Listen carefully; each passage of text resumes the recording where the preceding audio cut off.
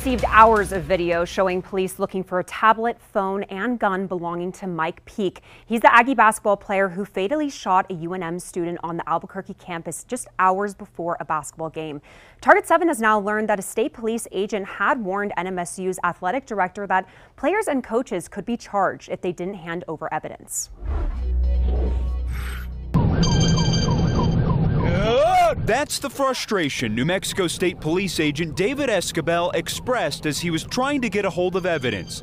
The detective wanted this gun, this tablet, and this phone belonging to Mike Peake.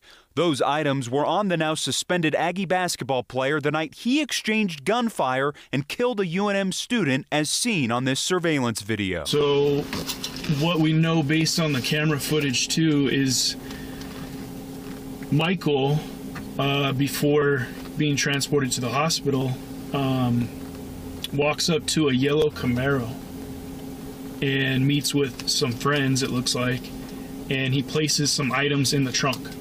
He does not have his phone on him, which is strange, right? Police later determined that the friends were Peake's teammates, Issa Muhammad, Marcellus Avery, and Anthony Roy. In this video, the detective is racing down Interstate 25 to catch up with the Aggie bus that had just left Albuquerque without letting him know. Right before the dash, he got a text from an NMSU police lieutenant saying the gun was back in Albuquerque and the tablet was on the bus. As for the phone, I have no clue what's going on. But Target 7 learned through this text message that this man, Assistant Athletic Director Ed Pasaski, had the phone and he was on the bus that was pulled over. He never came out. Agents later had to go to his home in Las Cruces to get the phone. I mean, I'm happy to pass the phone along, get it out of my possession. After the bus left, state police were still unsure who had the gun, even though they were told assistant coach Dominique Taylor had it. Police had previously told Taylor to let them know if he had any information, so they made this phone call to him. I already released the bus, and I don't want to have to go stop the bus again and make them wait. We need confirmation that you legitimately have the weapon. Can you take a photo of it, text it to me, and send that to me so I can verify you have it and it's not on the bus? Once the detective got this text message, he went back to this hotel to get the gun. The detective wanted to know who had it. Like what? So it was in a room? Yeah. Whose room? Was it those guys that I mentioned?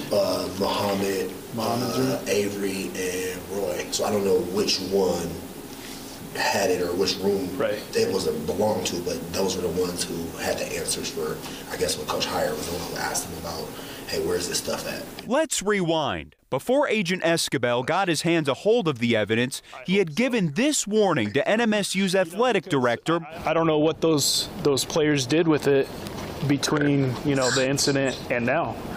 And if those items are in one of their rooms, we need them to hand those things over like now, because for obvious reasons, and also they're evidence, so we don't want anybody else to get hemmed up for tampering with evidence. We'd like to nip this in the butt now. This is how the AD replied. So you're not necessarily looking to speak to those individuals as much right now, as much as just collect that evidence. Is that correct? But state police still wanted to talk to those players. How you doing, sir? Are you Mr. Anthony Roy? No? This is them looking for the players shortly before another basketball game more than a week later. This is what they were told by a school athletics administrator. And do you have a way to get a hold of these three players? I don't know. So they'll be at the game tonight, though, right? They're going to be at the game tonight, though? Yeah, they'll be at the game. The NMSU chancellor said in a statement the university knew nothing about the team not initially turning over evidence until KOAT broke the story. And that's why the chancellor is calling for an external investigation. We do want to note, though, that Target 7 did ask the university about this weeks ago, and they never answered any of our questions.